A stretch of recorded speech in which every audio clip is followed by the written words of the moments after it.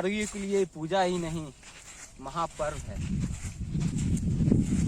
कार्तिक मास के इस कड़ाकी हुई ठंड में हमारी माता जी 3 दिन का निर्जला उपवास रखती है और आसपास के सभी हमारे भाई बंधुओं इस छठ पूजा में आते हैं और सूर्य भगवान की पूजा करके उनका आशीर्वाद लेते हैं। तो दोस्तों, मैं ये कहना चाहता हूँ कि हम बिहारियों के लिए ये जो छठ पूजा है ना, साल में एक बार ही आता है, लेकिन ये हमारे लिए पूजा ही नहीं महापर्व है। चाहे हम दुनिया के किसी भी कोने में ही क्यों ना हो, किसी भी कोने में, चाहे वो लंदन हो, चाहे वो भारत का दिल्ली हो, मुंबई हो, कलकत्ता हो, चेन्नई हो, छठ पूजा पे हमें घर आना अनिवार्य होता है।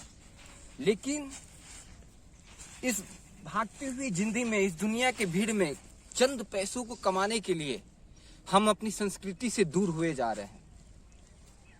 पता है, हम तो इस बार छठ पूजा में घर आ चुके हैं, लेकिन हमारे कई दोस्त बंधु ऐसे हैं जो कि इस बार छुट्टी नहीं मिली होगी और वो इस छठ पूजा में घर नहीं आ पाए होंगे। उनकी व्यथा मैं समझ रहा हूँ, क्योंकि ये हमारी संस्कृति है और मिथिलांचल और पूरे बिहार, झारखंड और यूपी वालों के लिए एक तो त्यौहार ही है, ऐसा कि जिसे आए बिना मन लगता ही नहीं है। दिवाली आने से पहले ही हम लोग ना तैयारी करना चालू कर देते हैं कि नहीं, अब छठ पूजा भी आएगा, क्योंकि दीपावली के छठे दिन ही छठ पूजा होता है। सारा लाइट लगाना और गोलुआ है ना, गोलुआ के साथ हम लोग मिलकर सब घाट पे जाते हैं, लाइट लगाते हैं, कितना अच्छा लगता है। और बड़का भैया से बोलते हैं कि चलिए ना थोड़ा चंदा दे दीजिए, तनी लाइट लगा दे, तब मिल जाता है। तो वो जो आनंद है ना, अब नहीं मिल रहा है। पता नहीं हम लोग अपनी संस्कृति से दूर हुए जा रहे हैं। तो माइक बार बार फोन करती है कि आप आओगे कि नहीं इस बार छठ पूजा में, लेकिन क्या कहें, मजबूरी है। ऑफिस से छुट्टी नहीं मिलती है, कंपनी से छुट्टी ही नहीं मिलते हैं। वो लोग कहते हैं कि नहीं क्या करोगे, ऑफिस में बहुत काम है, लेकिन उनको ये पता नहीं है कि जो हमारा गांव है ना, गांव में जो ये छठ पूजा त्यौहार है ना, ये हमारे लिए तो बहुत ही उत्पन्न की और आवश्यकता है कि संध्या अलग, खरना से लेकर नहाए खाए से लेकर बाजार करना, बाजार जाके कदुआ लाना, दाल लाना, कदुआ नहाए खाए के दिन का सामान लाना, वो सब हम ही करते हैं और बड़का भैया भी करते हैं। लेकिन अब वो चीज़ नहीं मिलता है, क्योंकि बाहर में रहकर घर आना, छुट्टी है ही नहीं तो लोग आते ही नहीं है। मैं बहुत सौभाग्य हूँ कि मैं इस बार छठ पूजा में घर आ गया हूँ, तो मुझे वो खुशी हो रही है। और खरना के दिन सभी दोस्त मित्रों को बोलना कि आइए आज खीर रोटी का प्रसाद होगा। सभी दोस्त लोग, मित्र लोग, भैया चाचा सभी लोग आते हैं, चाची भाभी सभी लोग आते हैं। कितनी खुशी का उल्लास होता है हमारे घर में, ऐसा लगता है कि शादी माहौल का भी माहौल चल रहा है। संध्या अर्घ के दिन सुबह से लेके संध्या तक एकदम घाट पे लाइन लगा के सभी दोस्तों के साथ ना, आई घटवा देख रहे एकदम, मतलब सज जाता है, जहां तक भीड़ जाएगी सज जाता है एकदम। तो वो आनंद, मजा आता है। छठ पूजा की अलग ही बात है, हमारी संस्कृति की अलग ही बात है।